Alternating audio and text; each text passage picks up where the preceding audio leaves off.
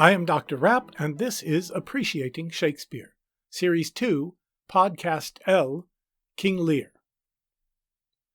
Being incarnate in bodies, living in space and time, human beings find it nearly impossible to believe what we cannot directly experience.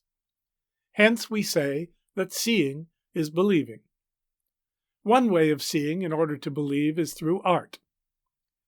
In Chapter 15, I will quote my teacher Mary Holmes as saying, "Art exists to make the invisible visible." Like all faithful Christians, Shakespeare believed the universe, reality itself, to be a mystery of love. That belief is inevitably tested in every believer by the fact of suffering. If God is good and loves his creation, how can he permit his creations to suffer? The answer to that question lies too deep to be expressed in a sentence, and perhaps too deep for human comprehension. Yet those who believe that God created the universe and saw that it was very good, as Genesis chapter 1 verse 31 has it, must also believe that there is meaning in suffering. In King Lear, perhaps his greatest play, Shakespeare has given us a supreme work of dramatic and poetic art in which the otherwise invisible meaning of suffering in a universe structured by God to be good is revealed to us, not as a proposition, but as an experience. Because Shakespeare has made suffering so vivid in King Lear, some modern readers have seen the play as a depiction of the ultimate bleakness of human life, as if Shakespeare were an existentialist 350 years before his time. The opposite is the case. The arc of the suffering of the characters of Lear and Gloucester exhibits a profound downward movement to anguish as a result of the failure of love. It then exhibits a healing movement upward toward redemption through the restoration of human love. The play succeeds at making visible the belief that human love is an incarnation of God's love, and that suffering as a vehicle of purgation is ultimately a divine gift. One of the ways Shakespeare allows us to experience this Christian view of life is by setting the play in a pre-Christian pagan world. Because the characters do not know the doctrine of redemption of man through Christ, have not heard the good news in the first epistle of John, chapter 4, verse 12, that if we love one another, God dwelleth in us, and his love is perfect in us, the play is the more persuasive. For it depicts purgatorial redemption as built into the very structure of reality, even in a time and place in which that doctrine is yet unknown. As Shakespeare and most of his audience believed, following the book of Proverbs, chapter 16, verse 18, pride goeth before destruction, and an high mind before the fall. King Lear begins with the king's proud self-indulgence. He wants to retire before his time to enjoy the pleasures and honor of kingship without continuing to execute its duties. In order to do so, he intends to divide the kingdom into three, an idea that Shakespeare's audience, after 100 years of civil wars, would believe to be abhorrent folly. Sentimentally and foolishly, Lear hopes by this division that future strife may be prevented now. Act 1, Scene 1, lines 44 to 45.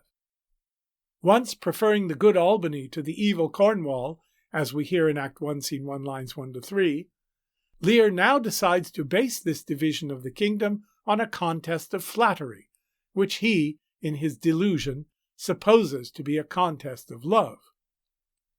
In the same first scene of the play, he tries to drag his daughters and the court into sharing his delusion by asking, "Which of you shall we say doth love us most?" line 51. Pleased with the flattery of the two elder daughters, he then curses the youngest daughter and the loyal Earl of Kent for speaking the truth. Lacking the fear and direction of the king who has dispossessed himself of authority and power, the two evil daughters begin to persecute their father for their own advantage. The first half of the play, then, depicts the downward slide of Lear and his kingdom into the civil strife that must prevail in a world in which rightful authority is lost and self-aggrandizement rules in its place. Purgation and restoration of order in the minds of Lear and Gloucester and in the Commonwealth are the business of the second half of the play. Shakespeare has built the drama of this play out of a complex and subtle relation of two plots, both of which tell the same story at different levels. I discussed this double plot in Session 2 of Chapter 6 in Series 1. The Gloucester plot gives a more outward, politically and psychologically familiar version of the story. This parallel plot of Gloucester allows Shakespeare to deepen our comprehension of the greater spiritual implications of the main plot of Lear. Gloucester shares the moral blindness of Lear. Both fail to distinguish among the respective characters of their children. In the case of Gloucester, there is an obvious cause of self-delusion. He has committed adultery and begotten his younger son out of wedlock. Yet, as Gloucester says in Act 1, Scene 1, lines 20 to 21, the elder legitimate and virtuous son is no dearer in my account than the younger illegitimate and vicious son. This is a willfully self-serving denial of the obvious hierarchical differences between the two sons. Laboring under this error of insight, Gloucester allows Edmund to trick him into turning against Edgar, who is driven away, like Cordelia and Kent, by Lear. The downward slide of England is then echoed in both families. As Gloucester pretends there is no difference between Edgar and Edmund, so Lear treats Albany and Cornwall, Cordelia and her two sisters, as equals. Lear's family, Gloucester's family, and England itself become houses divided against themselves. And as Shakespeare's audience knew well from the Gospel of Matthew, chapter 12, verse 25, a house divided against itself shall not stand. Both Kent and Edgar, under the threat of death, disguise themselves by a highly significant lowering of their status. Kent pretends to be a plain-speaking servant, Edgar a nearly naked mad beggar, the lowest level in the human hierarchy to which a man can sink. Gloucester does not choose to lower himself, but is forced. At his lowest, he is physically blinded, and the moment he is so, he sees clearly that he has been deluded, that Edgar, his true son, has been betrayed by the evil Edmund. Lear is similarly driven down the scale of creation against his will. His own lowest point is reached when he is driven mad by the insupportable conflict between his willful delusion and the facts of reality. Lear's exchange with Kent, sitting in the stocks in Act 2, Scene 4, exemplifies the conflict in lines 12 to 22. Lear: What's he that hath so much thy place mistook to set thee here? That is, in the stocks. Kent: It is both he and she, your son and daughter. Lear: No. Kent: Yes. Lear: No, I say. Kent: I say, yea. Lear: No, no, they would not. Kent: Yes, they have. Lear: By Jupiter, I swear no. Kent: By Juno, I swear aye. The essence of Lear's pride is that the family, the nation, the world, the elements, even the gods must behave according to his will. When they fail to do so, he flies into raging and cursing. But raging and cursing and willfulness do not work against the facts of reality, not against the evil of the two daughters, not against the war among the elements that is the great storm, not against the will of the gods. Since Lear's will does not give way to these realities, reality must and will break his will. As Gloucester must be blinded before he can see who is good and who evil, Lear must go mad before he can understand what it means to love and to be loved. In the 1983 TV production of the play, directed by Michael Elliott, Gloucester, played by Leo McKern, and Lear, played by Laurence Olivier, sit together on the heath, Gloucester's head slightly lower, encircled by a bloody bandage over his eyes, and Lear's head slightly higher, encircled by a crown of weeds. The parallel blindings, physical and mental, made visible. In addition to the pagan setting and the double plot, Shakespeare invents a unique character to illustrate what is happening in the mind of Lear. On the surface, the fool is an example of the court jester, or the allowed fool, as Twelfth Night has it in Act 1, Scene 5, line 94. An allowed fool that any ruler might keep in the household to be sure that someone at least is telling him or her the truth without flattery. But this fool has an additional function. He appears when Cordelia has been banished, and he disappears before Lear's reunion with her. So in one sense, he is the persisting voice of her truth. At a deeper level yet, the fool is an incarnation of the wisdom of Lear himself, separated from Lear's mind into an external character. He remains external so long as Lear's will is at war with his wisdom, and he is charged with voicing the truth that Lear refuses to face, but must know deep in his soul.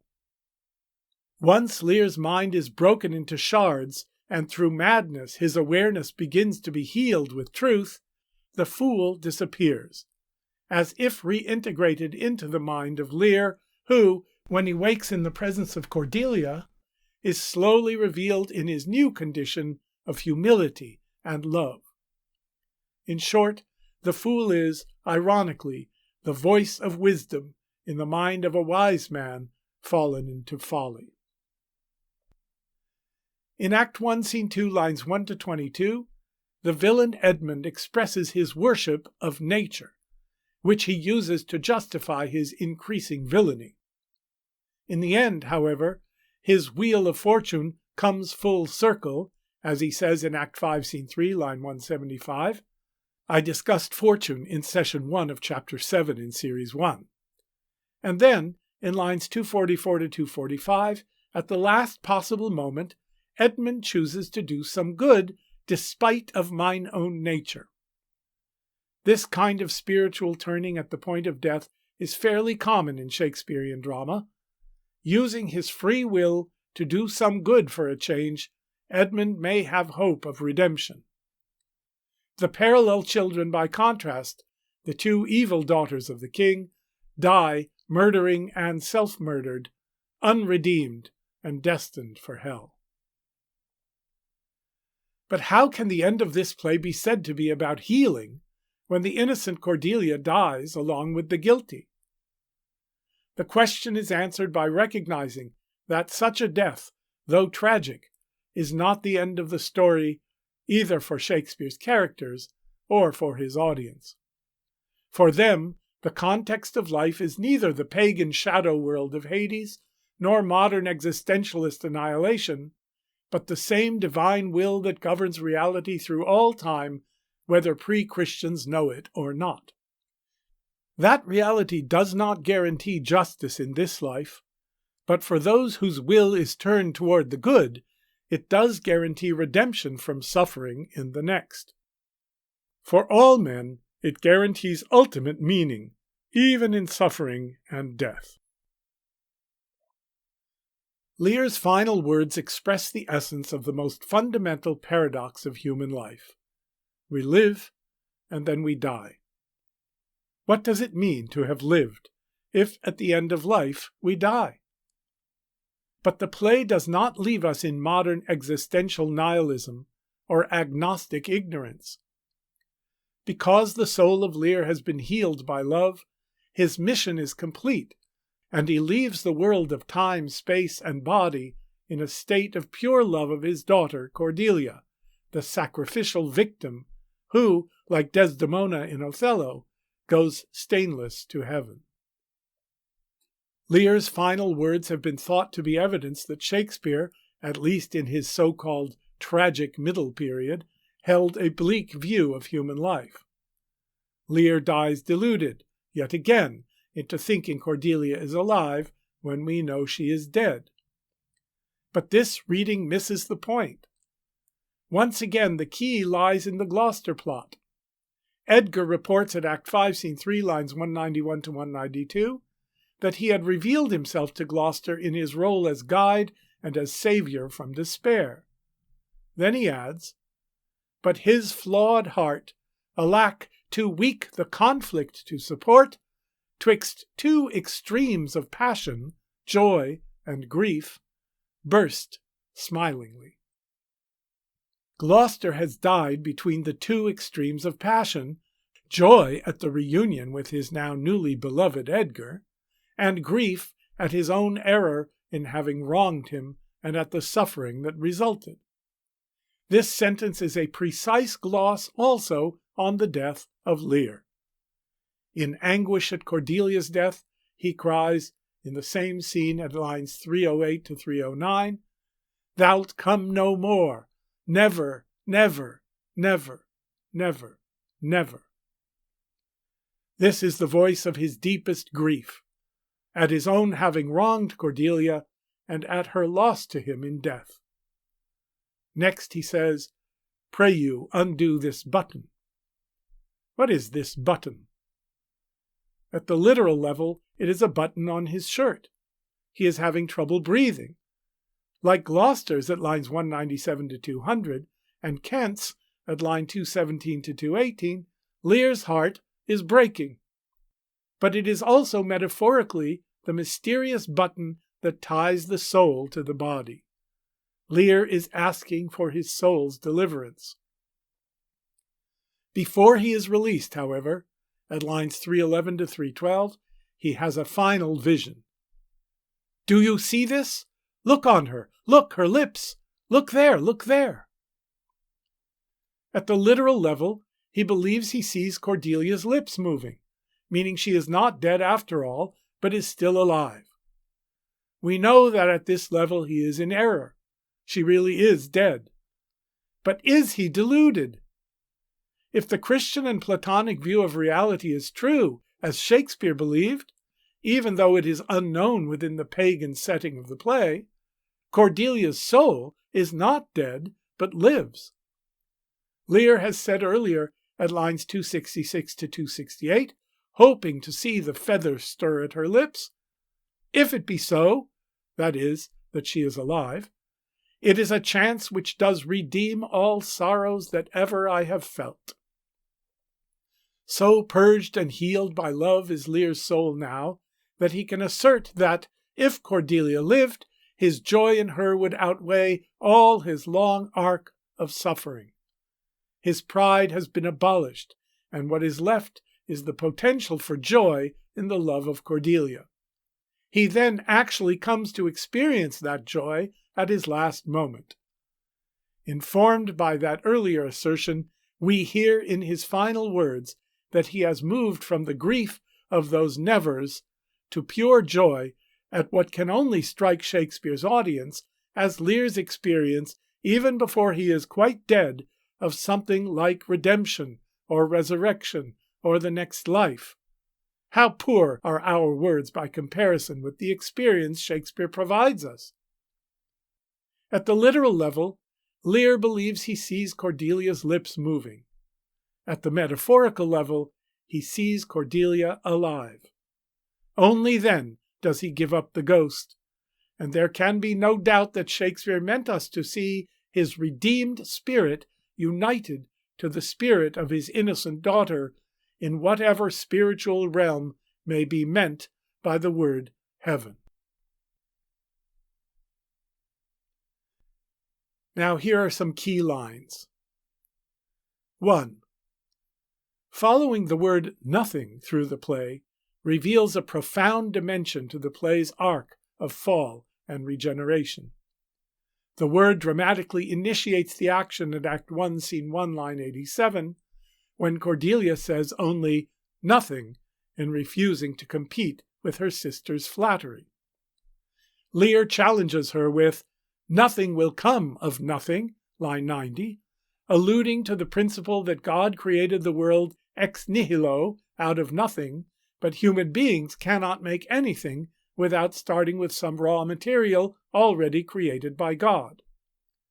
Lear repeats that Cordelia will have nothing from him, lines 200 and 245.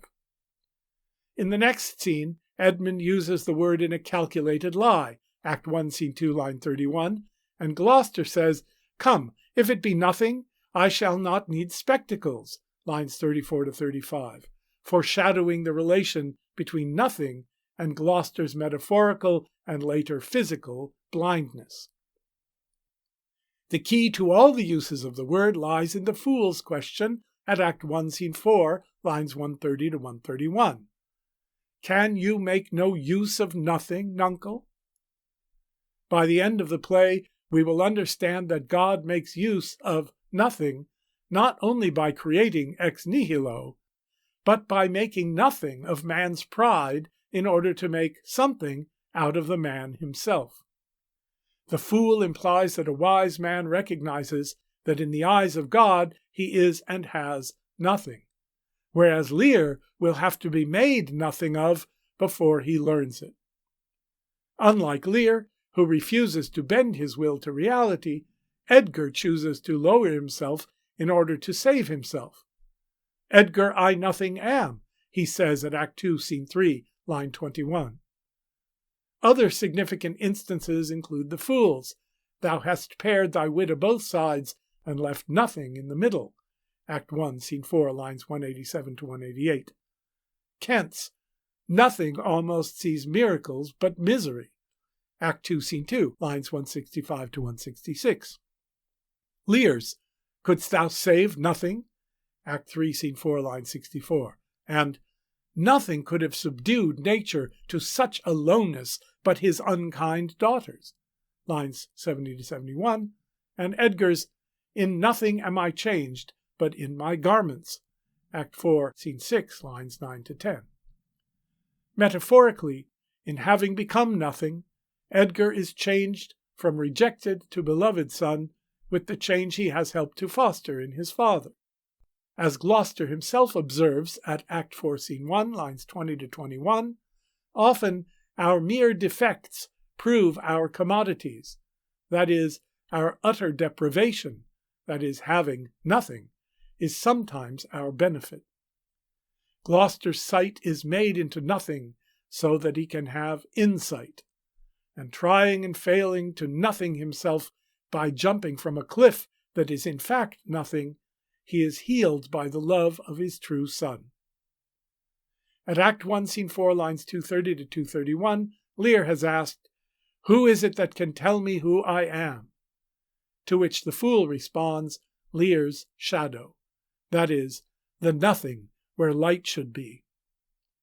Along with his mind, Lear's willfulness is turned to nothing, so there may be room in it for the something that is love. 2.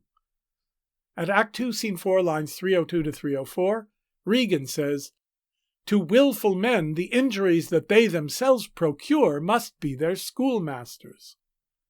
This is a major theme of the play, though it is spoken by a villain who fails to heed her own words. Regan speaks out of selfish rebellion and not in hope of Lear's regeneration, but the platitude is true. 3.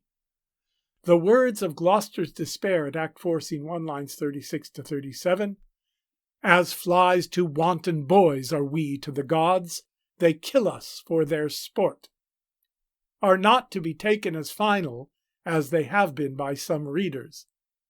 Gloucester's thoughts are healed by the miracle orchestrated by Edgar, Act 4, Scene 6, line 55, and by Edgar's telling Gloucester of their pilgrimage, Act 5, Scene 3, line 197.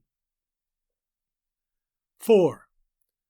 At Act 4, Scene 2, lines 10 to 11, Oswald perfectly expresses his own corruptly inverted loyalty in criticizing Albany.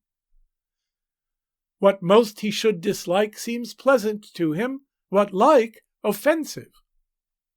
The words are true of himself, and their opposite is true of Albany, who says later in the scene, "Wisdom and goodness to the vile seem vile. Filths savor but themselves." Lines 38 to 39. 5. The parallel process of rebirth from self-regard to caring for others in both Gloucester and Lear is clear in the comparison of these two passages. Lear. Poor naked wretches, wheresoe'er you are, that bide the pelting of this pitiless storm, how shall your houseless heads and unfed sides, your looped and windowed raggedness, defend you from seasons such as these? Oh, I have ta'en too little care of this. Take physic, meaning medicine, pomp. Expose thyself to feel what wretches feel, that thou mayst shake the superflux to them, and show the heavens more just. Act 3, Scene 4, lines 28 to 36. Gloucester. Heavens, deal so still. Let the superfluous and lust-dieted man that slaves your ordinance, that will not see because he does not feel your power quickly. So distribution should undo excess, and each man have enough. Act 4, Scene 1, lines 66 to 71. Superfluous means overindulged, having too much, and slaves your ordinance means enslaves your rules to his own willfulness. These parallel sentences are not prescriptions for some communistic social program, but indications of the birth of charity in the souls of two previously selfish men. 6. At the beginning of the play, Act 1, Scene 1, lines 225 to 226, Cordelia has said, "What I well intend, I'll do it before I speak," setting it against "to speak and purpose not," in line 225. In Act 4, Scene 7, when Cordelia asks Lear, just waking from his period of madness, for his benediction, Lear tries to kneel to Cordelia, line 58, and then says, "Pray you now, forget and forgive," line 83. Later, Lear says, "When thou dost ask me blessing, I'll kneel down and ask of thee forgiveness." Act 5, Scene 3, lines 10 to 11. Thus, Lear's period of suffering has burnt away all blustering speech and willfulness in him. He has already done in Act 4 what in Act 5 he says he will do, fulfilling the virtuous principle articulated by Cordelia in the beginning, doing the good deed before ever speaking of doing it. Now here are 3 notes to help you in your reading. 1. The Fool's poem at Act 3, Scene 2, lines 27 to 34, is about putting the lower in place of the higher. Housing a codpiece, the pouch that in Renaissance breeches holds the male genitals, metaphorical for the penis, before housing one's head, that is, fornicating before marrying and establishing a household, leads to head and genital lice and beggary. In beggary, the beggar, whose body feeds many lice, must depend on many other people rather than on one helpmeet. Similarly, being led by one's toe rather than one's heart, that is, one's physical desires rather than love, dooms one to misery at the material losses that are inevitable. 2. At Act 3, Scene 2, lines 81 to 94, the Fool makes a prophecy. The obscurity of it as printed in the first folio, the speech is not present in the first quarto, can be resolved by moving up the lines, "Then shall the realm of Albion come to great confusion," so that they follow the line, "No heretics burned but wenches' suitors." The first 4 lines of the prophecy, which describe a society in corruption, are summed up by the concluding phrase, "great confusion," everything the opposite of what it should naturally be. The rest of the speech describes a society in harmony, and concludes with, "Then comes the time that going shall be used with feet," that is, that people will walk using their feet, meaning society will operate in a natural rather than an unnatural way. 3. The smiles ascribed by the gentleman to Cordelia in Act 4, Scene 3, lines 16 to 24, are smiles not of happiness, but of patience, which is striving against the tears of sorrow. The theme of the speech is not the antithesis happy-sad, but rather patience and sorrow strove who should express her goodliest. That is, sunshine, smiles, patience contrast with rain, tears, sorrow. I am Dr. Rapp, and this is Appreciating Shakespeare.